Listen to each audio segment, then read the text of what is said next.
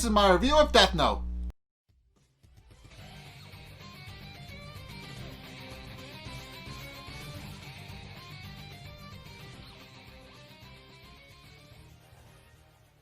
Okay, so this episode focuses on Light actually finally joining the Kira Task Force while also explaining how Shinigami work. So, yeah, this episode starts off with Light's father calling him up to actually join the Kira Task Force on L's behalf, and Light naturally agrees and decides to go down to the station and help them out. So here's the thing. The reason Light has been called in is because L wants to test to see if his deductive reasoning is on point. He wants to test to see if he'll be able to deduce that there's a second Kira, because he keeps the information silent at first and wants to see what Light's thoughts are. And sure enough, Light immediately deduces that it is in fact a second Kira, because he not only does he know it, but he's also able to determine that they do work differently. So, and they realize that they need, and after seeing Light's deductive reasoning in person, L realizes that Light is probably going to be helpful in the investigation, and is a little amazed that he was able to come to the same exact conclusion. So, and with that, he realizes that the best way to actually get in contact with this second Kira and try and lay them into a trap is to actually have Light pose as the original Kira and send the information based that way to try and get the second Kira to actually, stop killing people, maybe, or at the very least enable them to build a platform around it. So yeah, with that, Light is requested to build a scripted message for L so that they can play it as Kira, and sure enough, it works. Light even admits that he may have gotten a bit too into the role, as it were, but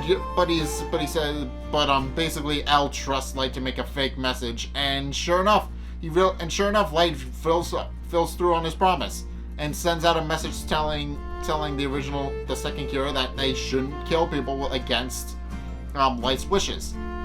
Sure enough, Misa is over the moon to find out that Kira actually responded to her, and proceeds to write another message and send it into the police task force. And sure enough, they get the second message, and the task force is initially a little surprised that the second Kira responded so quickly. And sure enough, the second Kira openly admits that it was kind of a bit stupid and backs down from actually killing innocent people, and which works.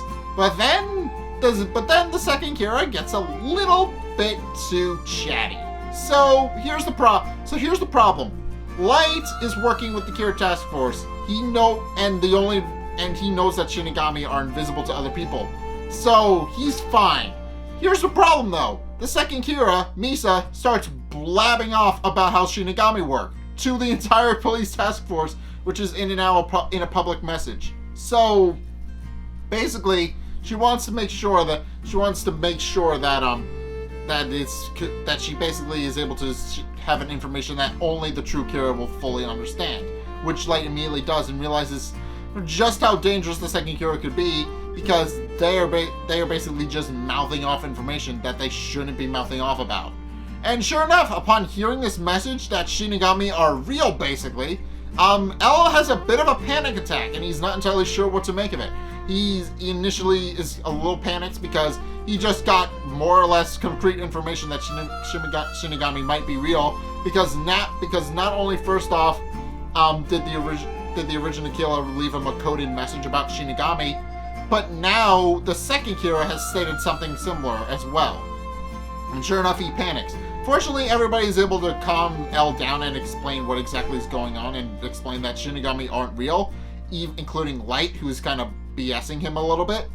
And after calming down, L regains his composure and decides, well, thank you for calming me down, but now it's time for the long game. Basically, L's plan is, now that they've sent out a message, he's going to just leave it in the hands of the two Kiras, realizing that through their extended interaction, they'll be able to eventually build a case around both of them.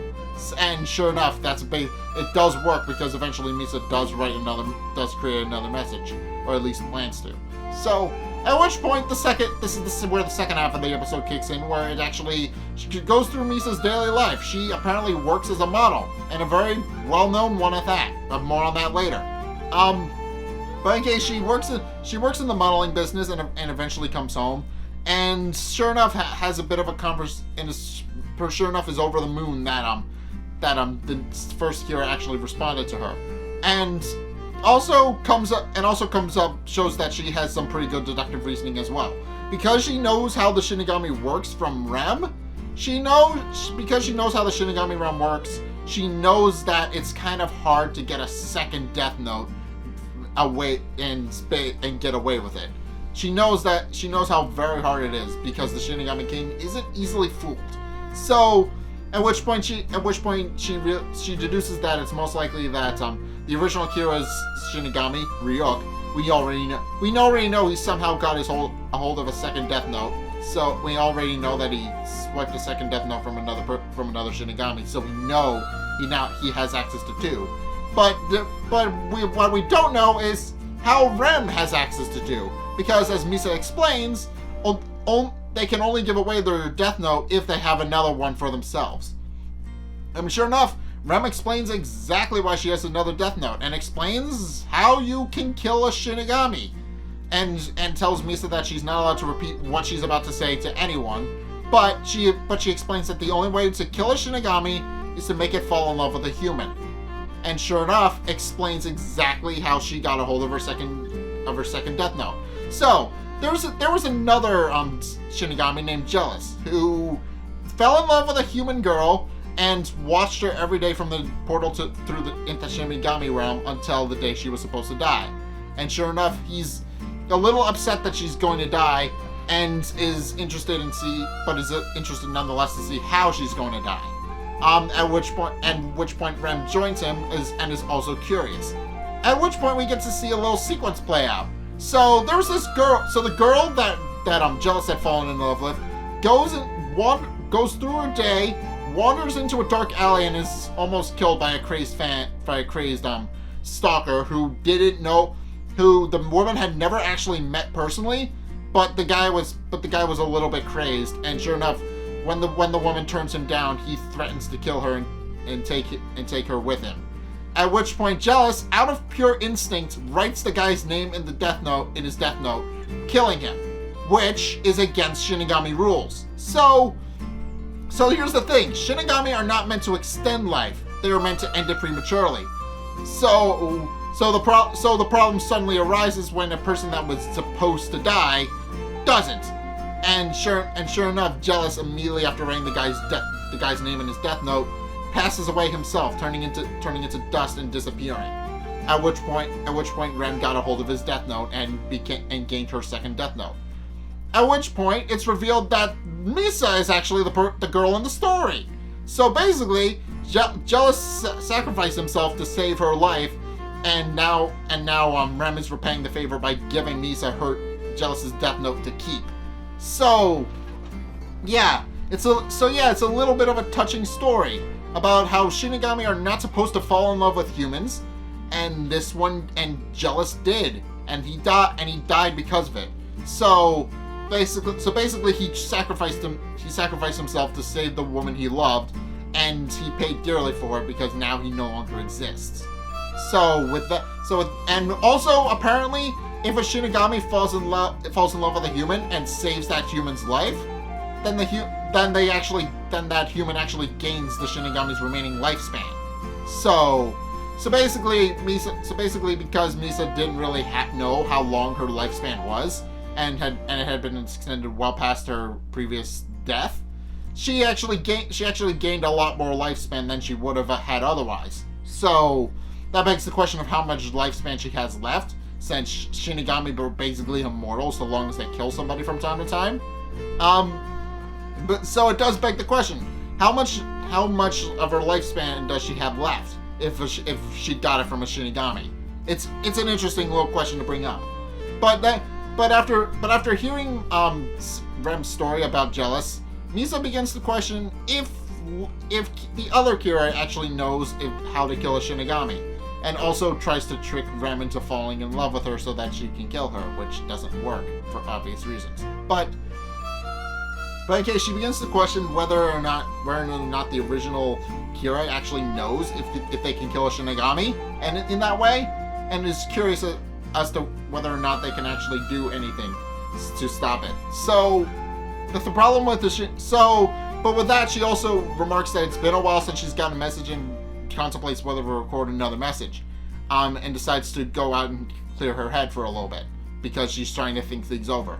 And sure enough, she and Light wind up in the same cafe where they both remark about what kind of situation they're in.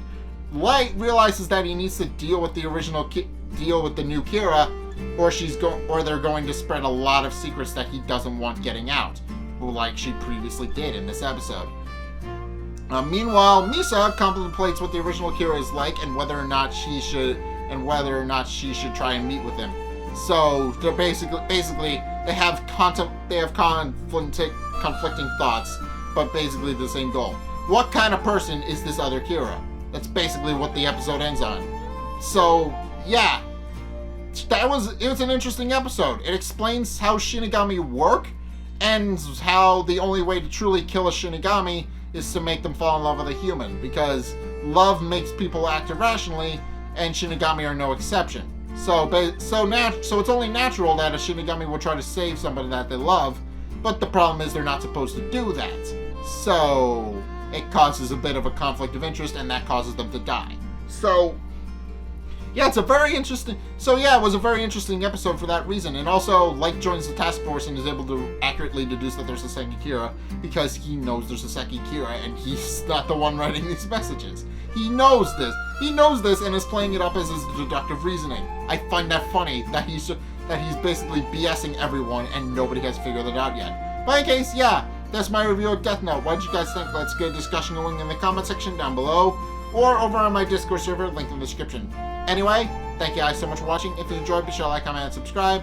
Also, be sure to follow me on Facebook and on Twitter in the description below. And if you want to help support the show, then be sure to check out my Patreon. It's only $5 a month. It really helps me out, so be sure to help me out by checking that out in the description below as well. But in any case, thank you guys so much for watching, and until next time, I will see you guys in the next video.